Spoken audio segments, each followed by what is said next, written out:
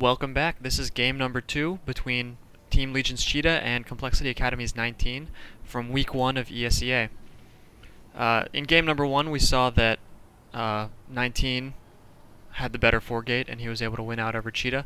So let's see what happens here in game number 2. This is of course going to be played on MLG Metalopolis, so spawning over here in the left side we've got Team LgNChiTa as the pink Protoss, and his opponent from Complexity Academy is going to be 19 as the blue Protoss. It is cross positions. MLG Metalopolis, of course, just like ladder Metalopolis now, you can't spawn in the close by ground positions, but you could still spawn close by air.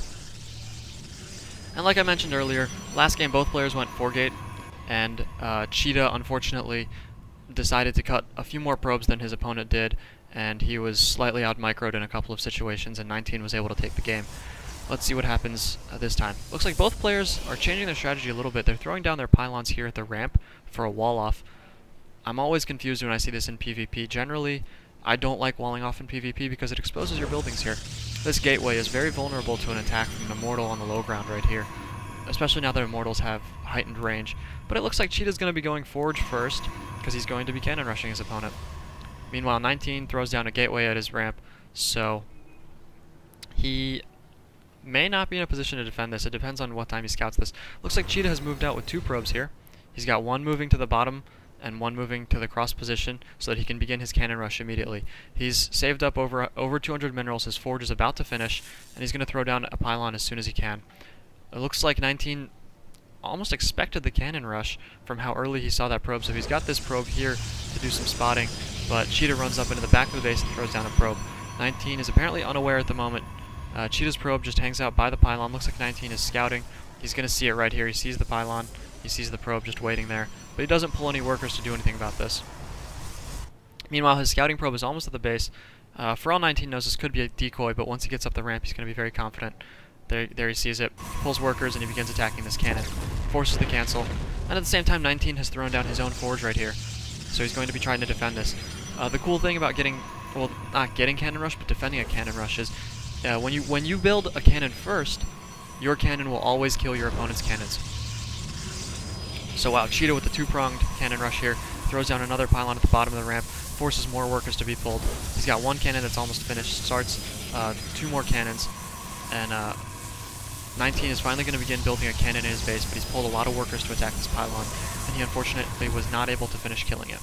ChiTa is behind on making this pylon, but if he's able, or he's behind on making a cannon here, but if he's able to get 2 cannons down, he might be able to catch up.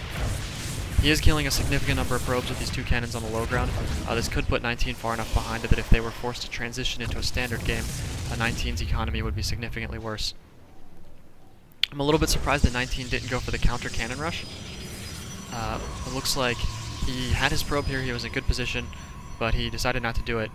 ChiTa's been forced to throw down the gateway, and they're going to be transitioning into the same situation here where both players have a, oh wow. See, this is what I was talking about. Your cannon's up first means you're going to kill your opponent's cannon, and he's able to clear out the second cannon and get back to mining. But so now both players have a gateway and a forge, so they're going to be forced into a little bit more standard play. ChiTa's gateway, of course, is not quite done yet. But since he did a lot of damage, we can look up the loss tab here. He was able to kill a lot of probes. He lost more money because he lost a couple of cannons there, but this tab's actually a little bit misleading because, of course, it counts cancelled buildings as losses, which they aren't because money gets returned to the player. We see ChiTa is again cannon rushing. He throws down 2 cannons at the top here. There aren't enough probes to kill these, so at least one of these is going to finish. He's going to throw down a 3rd cannon to support it. This could unfortunately be the end of the game for 19 right here. He doesn't have any cannons on the north side of his base, so he's not going to have anything to defend. He does pick off the probe, but he's going to begin rapidly losing probes to this cannon. And he's going to begin losing his forge, so he won't be able to make any additional cannons. Meanwhile, ChiTa is adding a cybernetics core. He has taken his gas, he's adding a 2nd gas geyser. He's probably going to be transitioning to air units at this point because 19 has no cybernetics core, so he won't be able to get anything that can shoot air units at all. You know, one void ray could show up and pretty much end the game.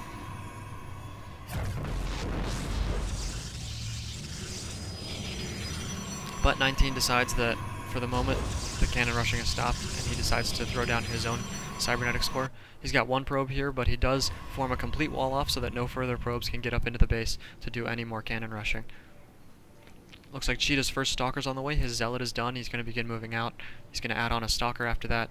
And with this double gas configuration, I wouldn't be surprised to see him go for...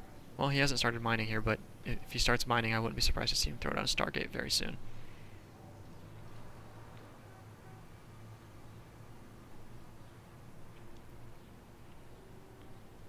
Looks like ChiTa's actually opting to get the +1 attack, and he's going to add on 2 more gateways. Move that gateway overlap slightly. So now he's got 3 gateways to forge, and he's going to get a fast +1 here. While 19 only has 1 gateway at the moment. He's pretty far behind on economy. We look, he's 6 workers behind, which is pretty tough to overcome at this point, even with Chrono Boost, because it's just 1 Nexus from each player. Does add on his 2nd gateway now. ChiTa, meanwhile, has added a 4th gateway, so he's going to transition into a 4-gate after a cannon rush. So this, you know, this is kind of a cheesy transition out of some cheese, but that tends to happen a lot in PvP, especially on Metalopolis. At the same time, 19 has gotten his 4th gateway down, so ChiTa's 4-gate will finish slightly sooner. And he's got a couple of units here to begin poking up the ramp, but 19 of course has the defender's advantage with these buildings in the way. This Zealot isn't able to do anything. ChiTa's got a 2nd Stalker joining him up at the ramp to 19's base now. He has a pylon up here in the base, so he could warp in 4 Zealots and send them directly into the mineral line, or to deal with this cannon, because this cannon's pretty low on health. Looks like he's going to opt for Stalkers instead. Also a good decision. You know, he does outnumber 19's Stalkers inside the base, so he should easily be able to kill them. If he picks off this pylon, it's not going to supply block 19, but it will be very annoying.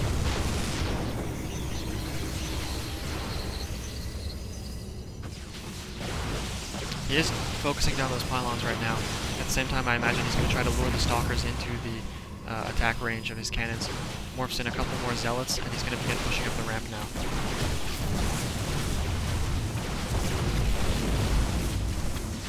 Nineteen's trying to retreat here, but it's going to cost him a Stalker. Nope, Stalker barely makes it with 5 hit points. Another round of warp-ins from both players. ChiTa has the Zealot advantage right now, so 19's going to be forced to say GG. Okay, so this ties the series up 1-1, so now we're going to go into game number 3.